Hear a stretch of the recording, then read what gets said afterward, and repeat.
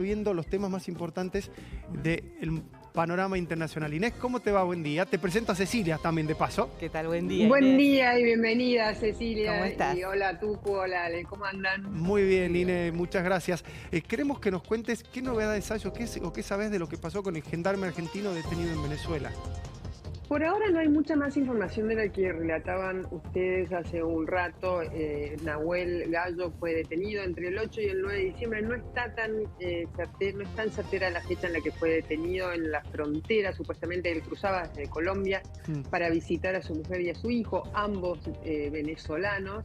Y allí, según el relato de su mujer y de un remisero, fue sacado del remisero que lo iba a llevar hacia la residencia de su mujer por 6 agentes sin identificar, y ahí básicamente a partir de ahí se pierde el rastro. A eso se le agrega, Tucu, anoche Cancillería lanzó un fuertísimo comunicado contra Venezuela en el que también dice que además de Gallo fue detenido un empleado venezolano de la Embajada Argentina, que sería un chofer. Tampoco hay muchos más datos, pero todo esto, digamos, el encierro de los 6 opositores en la embajada desde marzo, la detención de Gallo, la detención de un empleado venezolano de la embajada configuran, te diría, el peor momento en la relación entre la Argentina y Venezuela en mucho tiempo. Es de muchísima tensión. Y el problema aquí es que en el grado de cerrazón creciente de la dictadura de Nicolás Maduro es muy difícil que algunos de estos temas tengan una solución cercana. Claro, y puede suceder, a mí se me venía a la cabeza, que quieran negociar el gobierno de Maduro diciendo, entregame a los asilados y te doy a tu gendarme. Puede ser, en el régimen de Nicolás Maduro todo es posible. Eso es algo que ellos han hecho bastante frecuentemente con otros detenidos de otras nacionalidades, fundamentalmente norteamericanos. Pero en el caso de la embajada no se ve ninguna voluntad de negociación por parte del gobierno de Nicolás Maduro. Básicamente lo que quieren es llevarse a los 6 refugiados. ¿Quiénes son estos refugiados? Son dirigentes políticos del entorno más cercano de María Corina Machado, entre ellos Magali Meda, que era su mano derecha histórica, y que todos ellos fueron acusados de complotar para derrocar a Nicolás Maduro en marzo, luego de que, digamos, la figura de María Corina Machado sorprendiera a Nicolás Maduro con ese triunfo avasallante en las elecciones internas de octubre del año pasado. Ahí reforzó la persecución contra la oposición, Maduro, y lo primero que hizo fue tratar de detener a estos 6 dirigentes que buscaron refugio en la embajada. Es probable que la Argentina trate de llegar a un tipo de negociación, pero los intercambios dejarían muy mal parado a la Argentina, y en el caso de Maduro no se ve una voluntad de que ese sea su objetivo. Básicamente lo que quiere es detener a esos 6 refugiados y probablemente sin devolver a Nahuel Gallo y al chofer de la embajada. Inés, de acuerdo al silencio que se tiene hasta el momento acerca del paradero o de lo que sucedió, ¿de dónde surge la versión de que podría ser un espía? Bueno, eso es, obviamente que proviene del gobierno venezolano. Hay un hábito sistemático en el gobierno venezolano de designar como espías, agentes de inteligencia, infiltrados de gobiernos, obviamente siempre imperialistas, como le gusta decir a Nicolás Maduro, cada vez que se topan con un ciudadano extranjero. Es parte de, la narrativa del régimen, la narrativa de un régimen que intenta aparentar, frente al muy poco apoyo popular que le queda, debe ser menor al 15-10% en este momento, intenta aparentar ser una víctima de la persecución internacional, y eso hace que en esta narrativa en la cual se encuadra desde hace ya una década, un poquito más de una década, Nicolás Maduro, hace que refuerce todos los grifos, todos los rincones de su aparato de seguridad, que es súper sólido en este momento y es probablemente lo que sostenga el régimen de Nicolás Maduro. Claro. Es básicamente un calificativo que viene de Venezuela y que le sirve a Maduro para tratar de gestionar ese relato. Pero no es una respuesta de alguna autoridad a la esposa, por ejemplo. No escuché bien la pregunta. No es Sí, una perdón. respuesta, no es una respuesta efectiva de una autoridad de Venezuela a la esposa. No, es probable, bueno, eso, la esposa lo que cuenta en lo poco que se ha sabido hasta ahora de su comunicación con tanto Cancillería, primeramente con Gendarmería, que fue quien avisa a Cancillería de la desaparición de Nahuel Gallo, lo que relata es que ella infiere que al secuestrársele el teléfono a Nahuel, ellos habían intercambiado una serie de mensajes sobre el estado real de la Venezuela, Claro. que es una dictadura donde la gente es perseguida por pensar diferente o por emitir opiniones que el régimen considere impropias. Es un país de una decadencia económica gigantesca que había visto un poquito de repunte y ahora vuelve a caer, y es un país sin mucho futuro en el cual millones de venezolanos ya están tratando de volver a salir. Entonces, ella describe en ese intercambio con su marido esta Venezuela en la que está viviendo temporariamente, y eso, lo que dice ella, lo que le cuenta Cancillería, es que probablemente el régimen se haya abrazado a esos mensajes para designar a Nahuel como un espía. Y Inés, te llevo a Siria porque después de la caída rápida que se dio del régimen, empiezan a tomar control ya del aparato estatal sirio los rebeldes. Ya tienen control casi total, te diría. Dentro de lo que se puede llamar control total de un país totalmente fragmentado como es Siria, un país que, digamos, la identidad nacional es muy volátil porque es un país de corta existencia, probablemente desde los años 30 del siglo pasado hasta ahora. Ahí sí se puede gestar o hablar de una identidad siria. Antes de eso estaba bajo el Imperio Otomano. Básicamente lo que los rebeldes de HTS, que es HTS Hayat Tahrir al-Sham, el grupo radical islamista que hace aproximadamente 2 semanas y media empezó a bajar desde Idlib, una provincia que gobernaba en el noroeste sirio, hasta Damasco, y básicamente provocó la huida flagrante de al-Assad. Lo que están tratando de hacer ahora es gestar un gobierno transitorio para darle una cierta estabilidad a Siria, y a partir de ahí lo que sucederá es un gran interrogante, Tucu, porque estamos frente a un grupo que se propone como un grupo moderado, pero sus raíces no hablan de un grupo moderado. Claro. Básicamente lo que nos dicen es un grupo primero asociado con Al-Qaeda, en sus inicios, luego asociado con Estado Islámico, probablemente la forma más cruenta de terrorismo islámico del cual haya sido testigo el mundo, y luego un grupo que con cierto oportunismo fue moldeándose para hacer lo que es hoy y presentarse como un grupo moderado. Eso es un poco lo que el jefe de HTS, Abu Mohamed al-Golani, trata de aparentar. Ahora, Occidente todavía no sabe si creerle o no creerle, sobre todo Estados Unidos, que es, digamos, que salió medianamente victorioso de esta caída, esta huida flagrante de Al-Assad a Rusia, y sobre todo Turquía, que es el país que apoyaba medianamente a HTS y a otros grupos rebeldes del noroeste sirio, y que eso ayudó a que, digamos, básicamente tomaran desde el noroeste Damasco.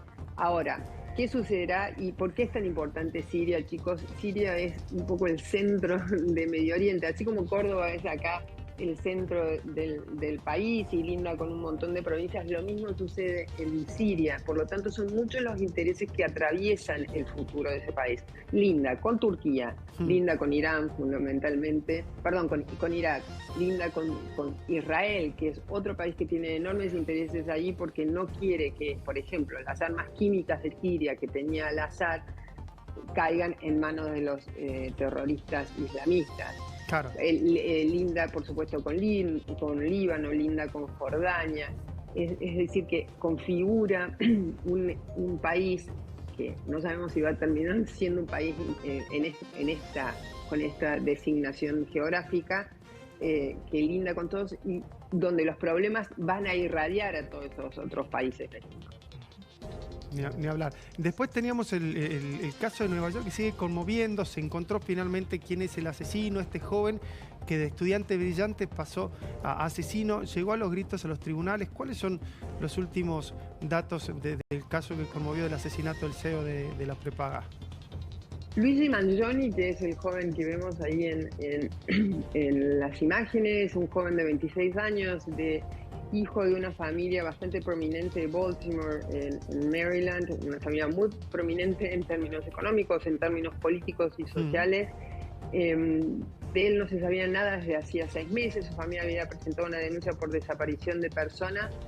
Básicamente trata ahora de transformarse, aun cuando esté acusado de asesinato agravado, trata de transformarse en una especie de Robin Hood, de justiciero de los norteamericanos que lidian día a día con todas las trabas que le imponen las prestadoras de salud. Recordemos que Luigi Mangioni es supuestamente el asesino, según toda la evidencia indica, y es muchísima la evidencia que así lo indica, de Brian Thompson, el CEO de United Health, una de las aseguradoras de salud más grandes de Estados Unidos. Lo mató a sangre fría el miércoles de la semana pasada, en la madrugada, cuando Thompson se acercaba a un hotel a dar una conferencia.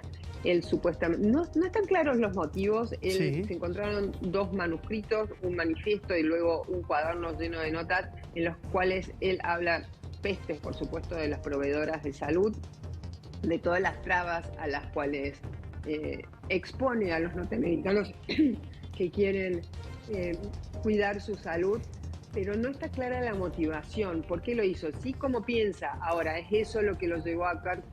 No hay un vínculo directo que todavía hayan detectado los investigadores. Inés, sí, lo que se supo ayer fundamentalmente es que contrató una abogada penalista prestigiosísima y por supuesto de altísimo costo, como es todo lo que representan las defensas penales en Estados Unidos. Este es un caso increíble, Inés, porque la verdad es que uno se enteró por este caso por las redes sociales, por sobre todas las cosas, por los comentarios que hay, no solamente en las redes sociales de Estados Unidos, sino también acá, ¿no? Por eso la magnitud de el personaje de Luigi Mangioni como un justiciero en cuanto a la situación del servicio de salud en los Estados Unidos, que es todo prácticamente privatizado, y esta era una de las empresas más importantes. ¿Qué se sabe de un problema en la columna que él habría tenido hace poco tiempo, que le convirtió la vida en otra cosa, o se la complicó definitivamente, y tal vez podría haber sido el puntapié para este desastre, ¿no?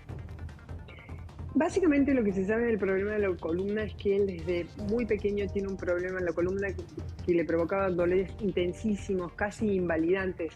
Según él mismo le contaba a sus amigos en Hawái, que es el último lugar de residencia que se le conoce. Él fue operado del problema de la salud sin ningún inconveniente de tipo económico o ningún inconveniente con su prestadora de salud, porque la familia, digamos, es una potencia inmobiliaria, de desarrollo inmobiliario en Baltimore, por lo tanto los recursos no le faltaban. Y lo que un poco especulan, y es toda especulación, porque y si tienen esa información aún no ha sido divulgada, los investigadores de la policía de Nueva York, que es quien conduce en este momento la investigación, creen que un poco ese dolor es lo que habría, digamos, provocado esta modificación de carácter tan tajante por parte de Luigi, que hace 6 meses básicamente desapareció, dejó de contactarse con sus amigos, fundamentalmente con su familia, no se sabe dónde vivió y de repente apareció esa madrugada del miércoles de la semana pasada en Nueva York para transformarse ya en una figura pública. Y una figura, como vos bien decías, Ceci, que hoy está dividiendo enormemente a los norteamericanos, porque la reacción que provocó este asesinato, chicos, va a ser algo a los cuales los norteamericanos le prestan atención durante mucho tiempo. Es una división tajante. Por un lado, miles de norteamericanos que se volcaron a las redes para mostrar una especie de apoyo y hasta les diría alguna cínica alegría por la muerte de Thompson. ¿Por qué? Porque identifican con este asesinato todos los malestares que los proveedores de salud históricamente le han, según esta visión, provocado a los norteamericanos. Por el otro lado, hay 2 reacciones. La de la clase política norteamericana, que dice puede haber un montón de cosas erradas en las prestadoras, puede haber un montón de trampas a las cuales exponen las prestadoras, que serían las prepagas nuestras, a los norteamericanos. Pero nada justifica un asesinato en sangre fría, ningún tipo de asesinato. Y luego hay otra reacción que es la de los CEOs de las grandes empresas, y ya no solo prestadoras, sino empresas vinculadas al público masivo en general, que es por la seguridad. Dicen, hay un creciente malestar en esto que hace que los ejecutivos digan, y esto fue capaz este joven Mangione, ojo, debe haber muchos autodefinidos justicieros por ahí que quieren hacer lo mismo. Una especie de miedo ante la generación de un efecto copycat, un efecto contagio. Exacto. Y hay otro tema que se puede llegar a ver más adelante, que es, ojo que esto no sea un problema también para Donald Trump. ¿Por qué? Donald Trump, aunque él no lo dijo, pero sí lo dijeron figuras muy importantes del Partido Republicano, tiene bastante intenciones, como lo tuvo en su primer mandato, pero no tuvo, de dar de baja el Obamacare. ¿Qué es el Obamacare? Digamos, un replanteo del servicio de salud de Estados Unidos para incluir a decenas de millones de personas, o se creen que son entre unas 40 y 50 millones de personas, en los planes de salud. Hasta Obama, había una enorme porción de los norteamericanos que no tenían ningún tipo de cobertura de salud. Bueno, con el Obamacare ingresan al sistema de salud con un montón de prestaciones que se divide el costo entre las prestadoras y el Estado. Trump quiere dar de baja eso. Pero ojo que esta reacción ante Mangione está mostrando un creciente malestar de los norteamericanos con las prestadoras de salud, con el servicio de salud, con la poca salud a la que reciben sin dejar la vida en el camino, y por lo tanto eso puede llegar a ser incluso también un dolor de cabeza para Trump. Inés, te sacamos el jugo hoy. Creo que vas a hacer un trote más corto después de todo lo que te hicimos hablar este sábado. Podríamos seguir. Podríamos seguir, además. Le vamos a dar un respiro. Porque ahora se va a entrenar. Ella es runner y ahora se va a entrenar con nosotros. Yo me la crucé el sábado pasado, incluso entrenando. Sí, cuando salí y ella ya estaba terminando su entrenamiento. Yo estaba volviendo con la bici ahora. Con la bici, exactamente. Venías rápido, venías súper rápido. Después tenía que ir a seguir trabajando en redacción. Inés, muchas gracias y buen fin de semana. Nos vemos más tarde, Beto. Un saludo a todos ahí. Un beso. Muchas gracias.